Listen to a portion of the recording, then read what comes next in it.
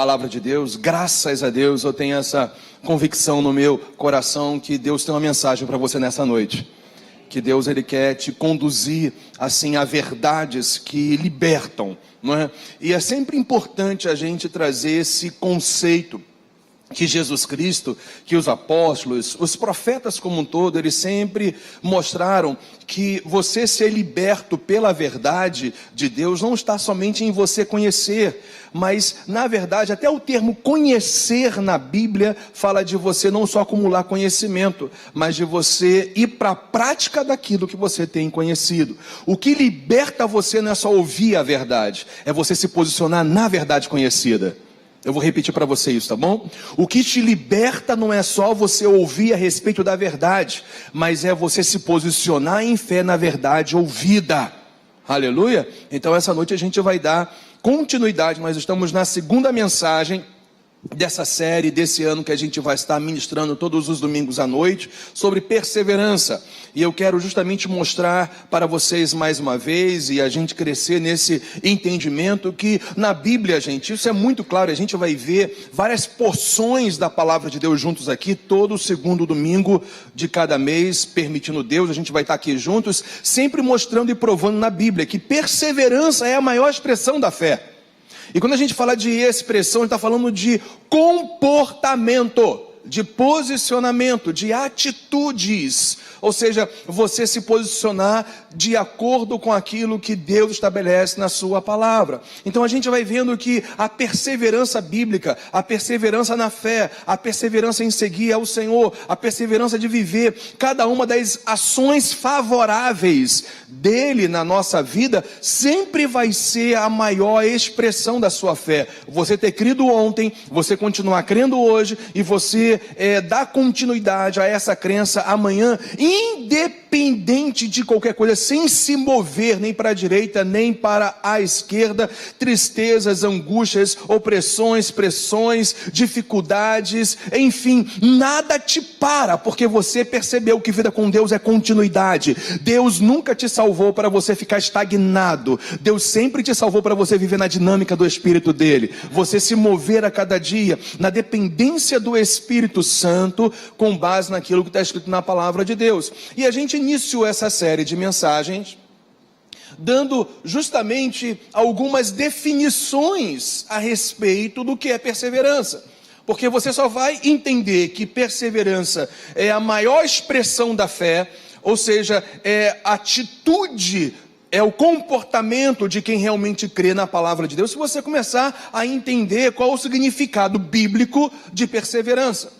O primeiro significado bíblico de perseverança que a gente registrou é a persistência. Persistir. A palavra de ordem é essa, é persistência. Persistência é diferente de você ser teimoso. Persistir é você justamente ter constância. É você não entrar numa variação de viver de acordo com as condições externas, porque a fé, ela é interna. A fé, ela é estabelecida no seu homem interior pela palavra de Deus. E você, é claro, expressa essa crença que o Senhor gerou no seu coração através de comportamentos. E essa constância mostra que você persiste, você persevera, independente daquilo que está ao seu redor, independente das circunstâncias externas, independente de qualquer ação maligna, você persiste, você é uma pessoa constante. Perseverança na Bíblia é sinônimo de constância. Em terceiro lugar, perseverar na Bíblia, a gente, é não desistir jamais. Você não pode ser daqueles que retrocedem. Você tem que ser daqueles que não desistem. Jamais. Porque justamente a perseverança fala de você jamais desistir daquilo que Deus planejou para a sua vida. Eu quero te dizer que Deus tem um plano maravilhoso para você de vida e vitória em Cristo Jesus, em todos os setores e áreas da sua vida, a começar e fundamentalmente com o propósito que ele tem específico na sua vida espiritual, porque viver com Deus sempre começa nas realidades espirituais que passam pela alma e se manifesta através da nossa vida como um todo, né? Porque assim, gente, é a realidade das experiências genuínas que alguém tem com Deus. Tudo que Deus faz é de dentro para fora. E sempre a alma, ela fica entre o espírito e o quê? Aquilo que é realizado, feito, expressado através do nosso corpo, de nossas atitudes. Então perceba como que as coisas de Deus, elas são perfeitas. Deus age no seu homem interior. Deus te torna uma nova criatura se você coloca a sua fé inteiramente em Cristo. Deus te enche com o Espírito Santo lá no seu homem interior. Ele habita no seu homem interior. Ele enche o teu homem interior com as verdades dele. O seu homem fortalecido, o seu homem restaurado, o seu homem interior fortalecido, restaurado, renovado, nascido de novo, andando nessa realidade. O que vai acontecer? A sua alma, ou seja, sede das suas emoções, inclinações, desejos, vontades em si, elas vão ser também transformadas, e isso vai se manifestar através daquilo que você faz, porque você é o que você faz. Eu vou repetir, você é o que você faz, porque Jesus falou que são pelos frutos que nós somos conhecidos. E o que é o fruto, gente? Fruto é simplesmente a manifestação externa da natureza de uma árvore. É ou não é verdade? A mangueira, por exemplo, ela dá goiaba, não é isso? Amém? Não! A natureza da mangueira é da mamão, amém? Também não. A natureza da mangueira é da manga. Não tem jeito, a mangueira nunca vai dar outra fruta.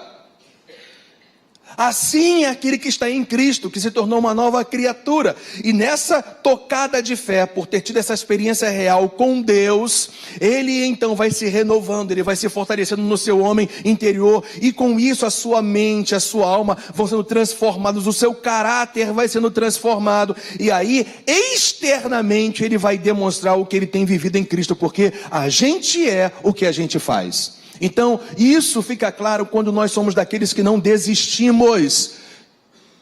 Perseverança é persistência, portanto. Perseverança é constância. Perseverança é você não desistir.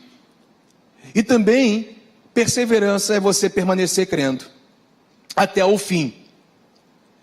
Em último lugar, perseverança na Bíblia fala de firmeza de propósito. Afinal, nós temos construído a nossa vida sobre a rocha que é Jesus Cristo. E a rocha é inabalável.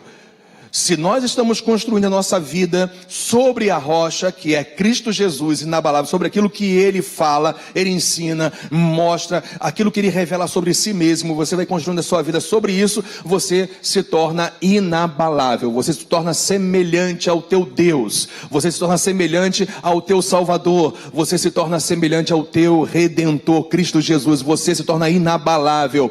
Até os demônios vão ficar confundidos, porque eles vão olhar para você, apesar de todas as sabedorias que eles possam ter, como seres espirituais malignos nessa dimensão das trevas, eles vão olhar para vocês e vão ficar confusos, porque independente de qualquer coisa, até de ações contrárias deles, contra a sua vida, contra a sua casa, contra o seu casamento, contra os seus filhos, contra as suas finanças, contra o seu corpo, contra a sua alma, você continua inabalável, você continua firme, porque você é daquele que persevera. Portanto, perseverança na Bíblia é persistência, é constância, é não desistir, é permanecer crendo, é firmeza de propósito. Depois que a gente mostrou sobre isso, então a gente pode agora trazer uma definição ampla, né, daquilo que a gente colocou aí em termos pontuais, né, sobre perseverança. Então vamos lá. O que é perseverar então?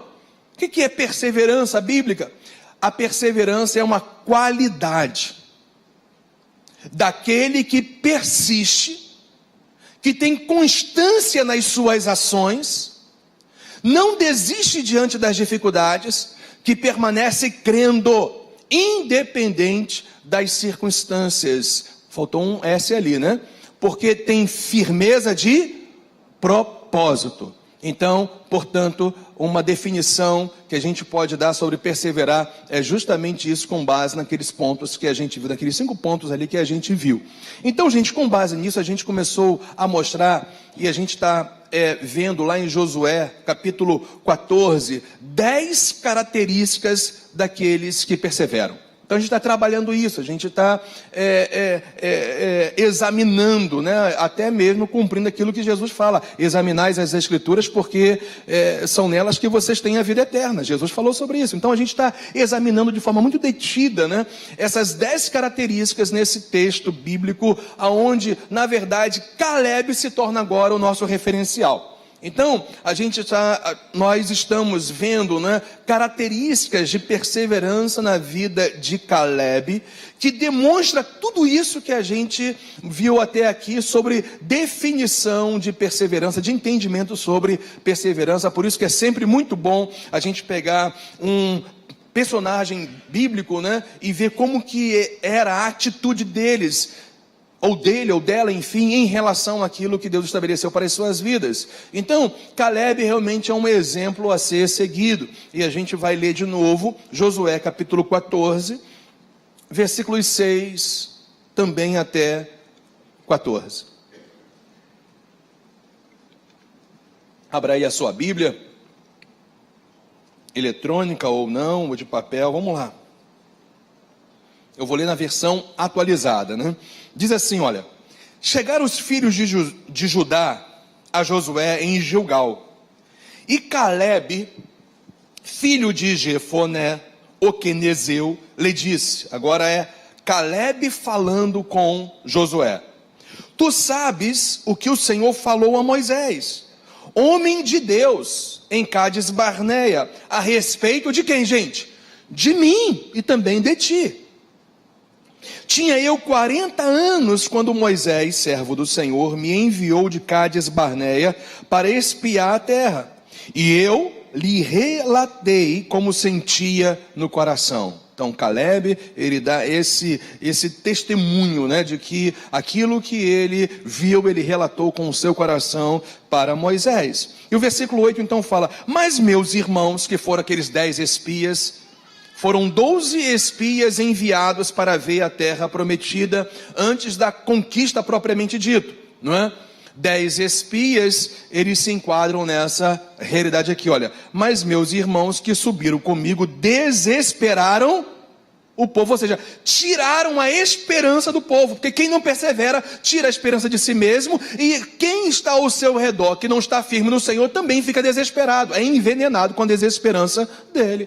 Mas diferentemente de Caleb e Josué, esses 10 espias desesperaram o povo, e ele cita isso aqui, porque só ele ficou firme no propósito de prosseguir, de não desistir, mesmo diante das cidades edificadas, mesmo diante dos exércitos que eram muito mais poderosos do que Israel, mesmo diante dos gigantes naquela terra, que eles teriam que combater. Josué e Caleb permaneceram firmes, diferentemente desses 10 espias, e infelizmente, toda aquela geração de 20 anos para cima foram envenenados com a desesperança desses 10 espias.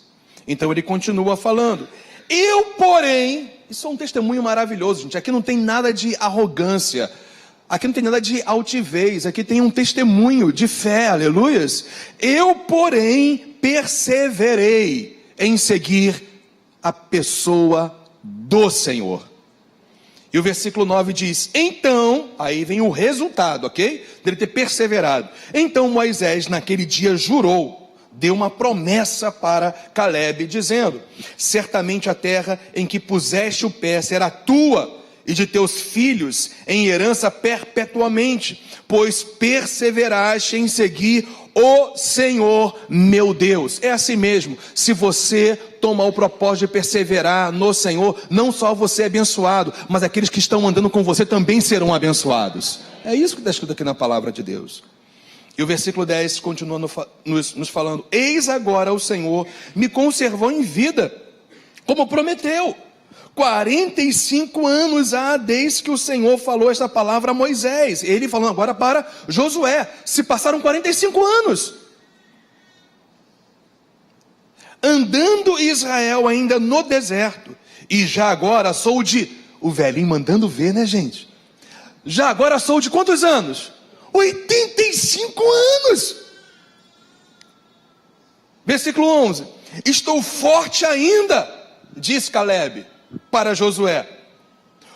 Hoje, como no dia em que Moisés me enviou. Qual era a minha força? Naquele dia, tal ainda agora para o combate, tanto para sair a ele, ou seja, para o combate, como para voltar. Versículo 12, hein? Acompanha aí. Agora, pois, dá-me, olha só a ousadia, a intrepidez de Calebe para Josué. É assim, quem persevera continua intrépido, gente. Passa a ser ousado. É assim mesmo, é normal isso no mundo sobrenatural. Até o neném está concordando comigo. Amém, viu? E deu um amém glorioso ali, aleluia. Versículo 12. Agora, pois, dá-me este monte de que o Senhor falou naquele dia. Pois naquele dia ouviste que lá estavam os anaquins e grandes e fortes cidades. O Senhor porventura será comigo. Olha, gente, que esse espírito da não desistência, da constância, olha, para os desapossar, como prometeu. Josué, então, olha só, o abençoou e deu a Calebe, filho de Jefoné, Hebrom em herança. Portanto, Hebrom passou a ser de Calebe, filho de Jefoné, o quenezeu, em herança até o dia de hoje, visto que perseverara em seguir o Senhor. Que Senhor é esse, gente? O Deus de Israel. Então vamos lá. Deixa eu relembrar duas características que a gente já trabalhou aqui no segundo domingo de janeiro sobre essa realidade de perseverança, né? Tendo Calebe como esse referencial, como esse padrão de fé, né? Como esse exemplo a ser seguido. Então, quais são as características de quem persevera? Em primeiro lugar, eu mostrei para vocês que sabe exatamente o que Deus falou. A primeira coisa, se você quer perseverar, você tem que saber exatamente o que Deus fala a teu respeito. E olha só, a base é justamente o texto que a gente leu. A base é exatamente o que a gente leu aqui, olha, no versículo 6. Chegaram os filhos de Judá a Josué em Gilgal, e Calebe, filho de Jefoné, o quenezeu, lhe disse: tu sabes o que o Senhor falou a Moisés, homem de Deus, em Cádiz Barneia, a respeito de mim e de ti. Quanto mais você conhece, e você precisa, e eu também, nós precisamos crescer nisso. Quanto mais você sabe quem você é, dentro da realidade, do contexto da nova aliança em Cristo, mais você vai ter a condição de perseverar. Escuta isso, a proporção daquilo que você conhece vai ser a proporção da sua perseverança. Eu vou repetir isso para você. A proporção da sua perseverança sempre será a medida do seu conhecimento. Por isso que está estabelecido desde os profetas: conheçamos e prossigamos em conhecer. Portanto, Calebe sabia exatamente o que Deus havia falado a respeito dele. Então eu mostrei que a primeira característica daquele que persevera até o fim, que não desiste, que é constante, que é, portanto, persistente, é uma pessoa que conhece o que Deus falou a respeito de si mesmo. E eu vou te falar que a única fonte, o único fundamento que você tem para saber o que Deus fala a teu respeito é esse livro aqui, olha. Tudo mais pode concordar, tudo mais pode confirmar, mas o fundamento de quem você é em Cristo Jesus está nesse livro. Então isso nos remete a quê? E eu mostrei isso, a uma responsabilidade de posicionamento, de conhecimento. Se a Bíblia deixa claro para nós que a nossa perseverança é proporcional ao nosso conhecimento de quem nós somos em Cristo, do que nós temos em Cristo, quem nós somos nele, então eu e você temos que assumir essa responsabilidade de continuamente, de constantemente, de dia a dia, nos voltarmos para o que está escrito na palavra do Senhor. Porque, gente, olha só, eu vou falar algo assim, mas cheio de zelo, cheio de amor, cheio de carinho mesmo. Amor pela igreja do Senhor. Amor por você, paixão por você mesmo, é o que a gente tem. Se você não lê a palavra regularmente, constantemente, eu posso até mesmo falar diariamente, não tira um tempo em excelência para parar, para meditar, para ler alguns textos bíblicos, algumas porções bíblicas, ter um tempo com Deus, ouvindo a voz dele através da sua palavra. Se você não faz isso regularmente, eu tenho uma triste notícia para você: você não passou ainda do beabá da fé. Não subiu no segundo degrau ainda da fé. Porque o que nos sustenta é o que está escrito, é a palavra de Deus. Não são os nossos próprios conceitos e muito menos os conceitos desse mundo. Porque, gente, olha só, ou a nossa mente, ela está cheia com as coisas desse mundo ou dos nossos achômetros, ou a nossa mente é renovada com as verdades absolutas de Deus para as nossas vidas, que nos liberta. Não tem como, gente. O beabá da fé exige que a gente dê continuidade a esse fundamento, que é você regularmente, constantemente se voltar para esse livro. Porque senão outras coisas, escuta, é uma palavra de Deus para você nessa noite. Porque senão outras coisas, outros argumentos, outras sugestões irão tomar o lugar dos argumentos divinos e perfeitos de Deus para a sua vida. Então, Caleb, ele perseverou até o fim, porque uma característica clara na vida dele é que ele sabia exatamente o que Deus havia falado a respeito dele, e que seja também a sua característica de perseverança. A segunda característica que a gente trabalhou muito, a gente passou um bom tempo também falando sobre essa segunda característica, foi que Caleb não seguia uma religião. Caleb não seguia alguns dogmas.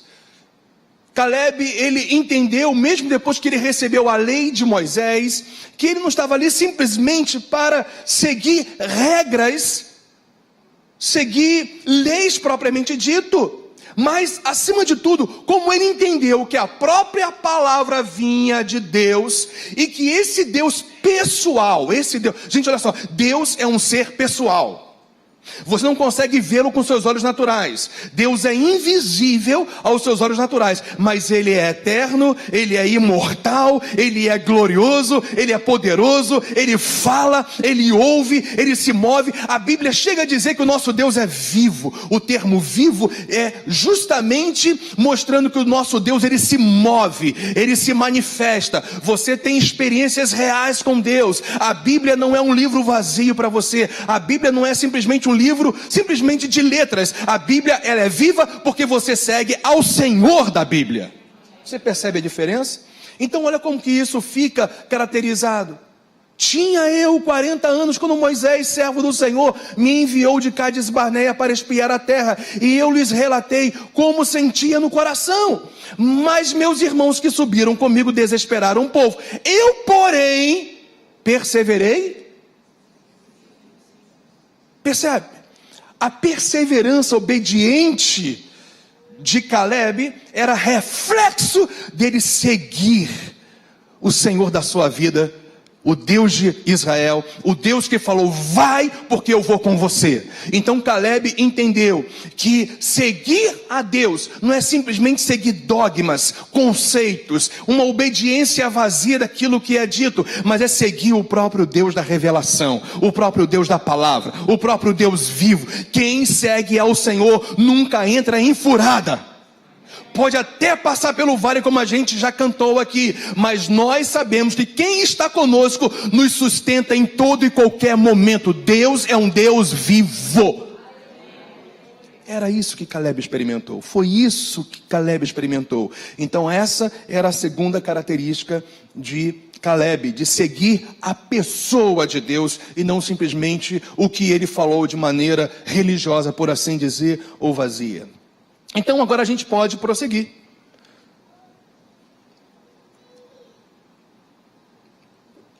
A terceira característica daquele que persevera, tendo Caleb como referencial, como padrão para nós, é que essa pessoa, ela sempre vai conhecer as eternas promessas de Deus. Olha só o que Caleb diz.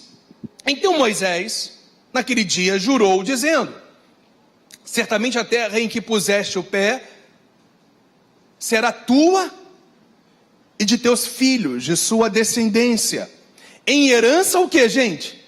Perpetuamente. Olha só, quando Deus falou isso através de Moisés para Caleb, muito mais do que simplesmente falar de uma herança terrena, o Senhor estava se reportando a uma realidade futura, que isso vai ser desenvolvido em todos os outros livros posteriores da palavra do Senhor. Que na verdade vai chegar um dia que o Senhor Jesus vai reinar sobre todas as nações da terra a partir de Jerusalém. E nós vamos reinar junto com Ele. Hoje nós reinamos em vida, acima das circunstâncias, das dificuldades. Nós andamos acima das impossibilidades, porque nós reinamos em vida. Mas vai chegar um dia que o reino de Jesus Cristo vai se estabelecer sobre a terra de maneira eterna, perpétua, e nós estaremos com Ele. Aqueles que perseveram estarão com Cristo naquele grande dia. E aqui está falando de uma perpetuidade, ou seja, tudo que Deus te dá nunca é temporário propriamente dito, sempre tem um cunho eterno. Cada vitória, cada bênção que o Senhor concede para você, cada promessa, cura, restaurações, milagres, sempre tem um fim, que você persevere por causa disso, inclusive até o fim, porque o que Deus tem para você não é simplesmente uma vitória terrena, passageira, durante 40, 80, 90 ou 100 anos. O que Deus tem para você é uma promessa eterna, gloriosa em Cristo Jesus. E sabe que Caleb entendeu isso? Caleb entendeu que aquilo que Deus iria dar para ele era algo perpétuo, era uma herança perpétua. Começa a viver, escuta isso, porque eu sei que o Espírito de Deus está falando. Aquilo que Deus te dá aqui e agora é para gerar uma visão eterna.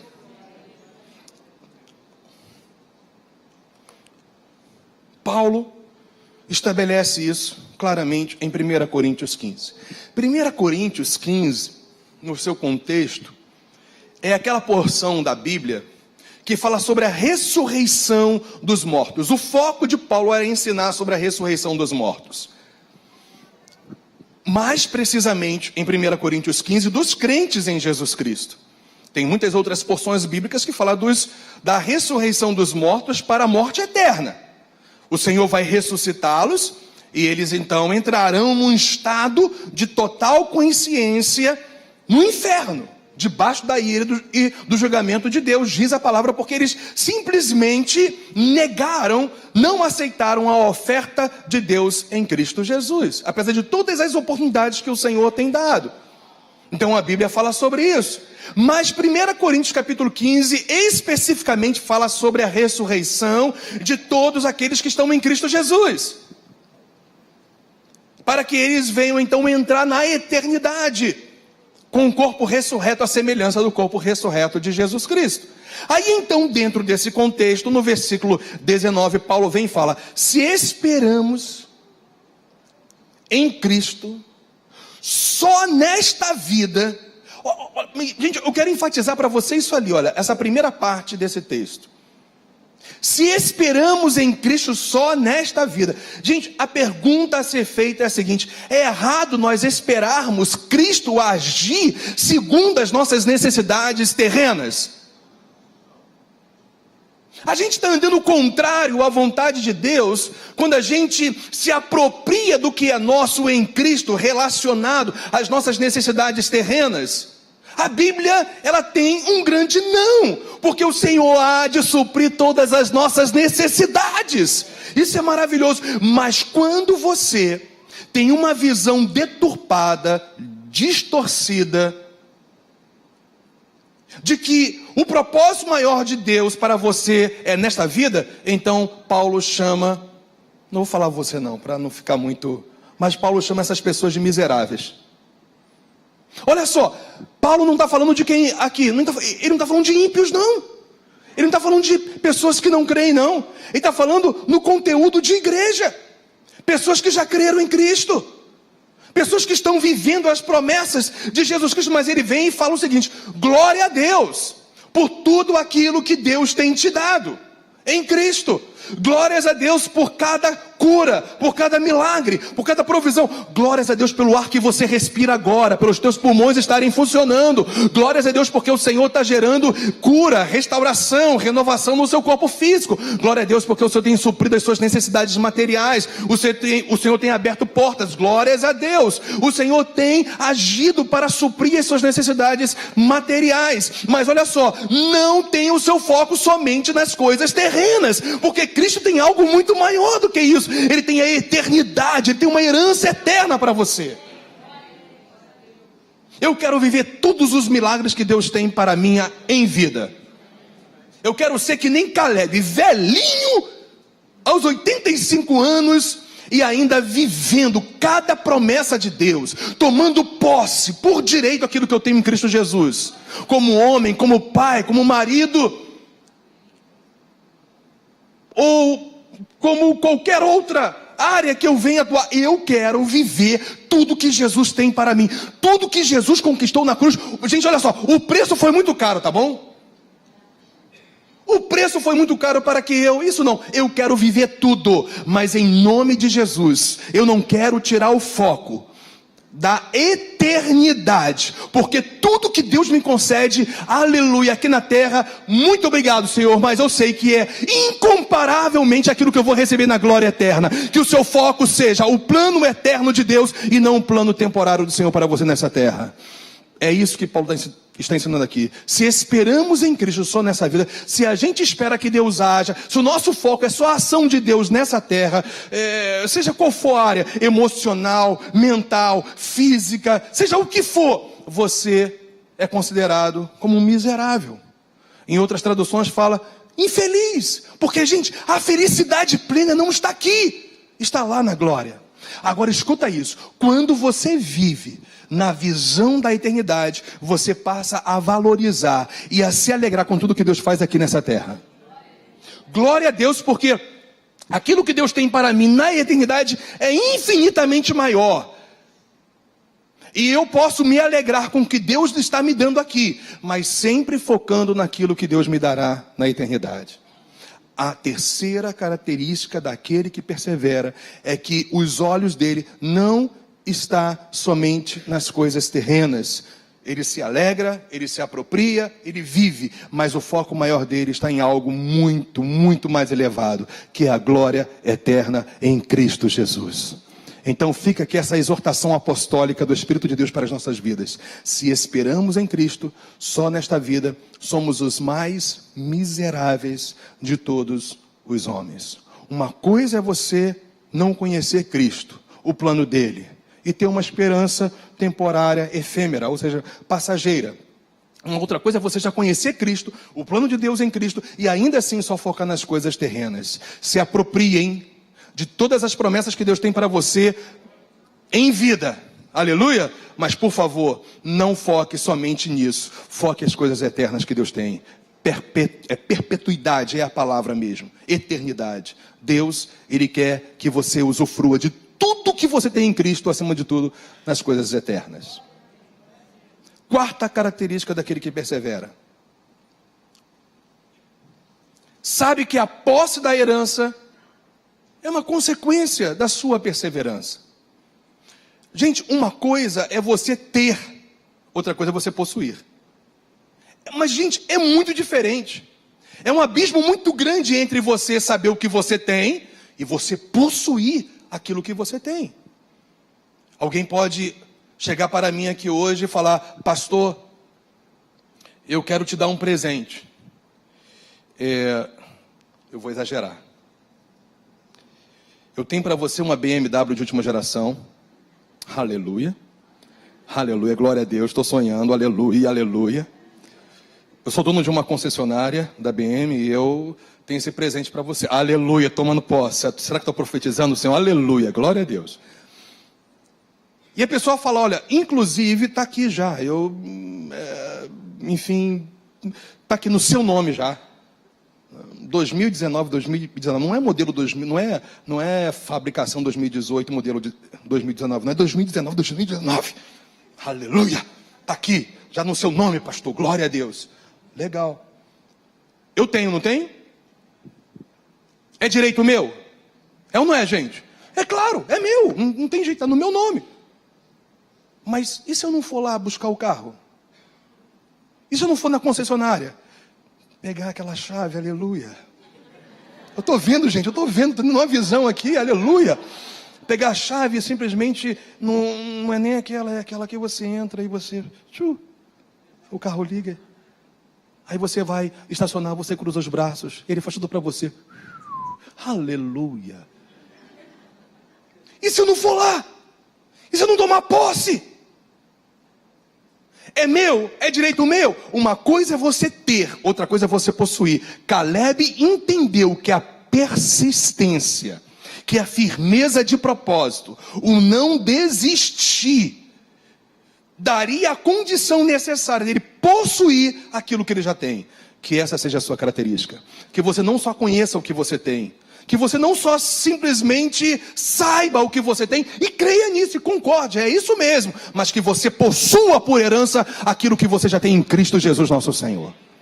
E isso é um aprendizado para nós, porque claramente Moisés fala para Caleb isso, olha só, você vai possuir todas as terras que você colocar o seu pé, e inclusive os seus filhos serão abençoados com essa herança perpétua, porque você perseverou em seguir o Senhor, meu Deus. Moisés falou isso para Caleb.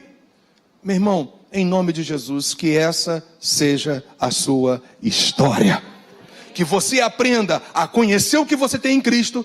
Se você já se rendeu a Ele, se você já o tem como Senhor da sua vida, se você já entendeu que o plano de Deus está fundamentado na obra da cruz, se você reconhece que Jesus morreu por causa dos seus pecados e que Ele ressuscitou ao terceiro dia para te justificar, se você crê que Ele ascendeu aos céus em glória e está sentado à destra da majestade de Deus, intercedendo por aqueles que creem, se você crê que um dia Ele também voltará para te levar para a glória eterna, se você já se rendeu, e se você sabe de tudo isso e crê nisso, uma boa nova para você. Então, em nome de Jesus, não só conheça o que você tem, se aproprie, e a perseverança é a expressão clara e exata de que você realmente vai se apropriar. Se você quer perseverar, se aproprie da herança que Deus tem para você, sim, nessa terra, no seu casamento, na sua família, na sua vida emocional.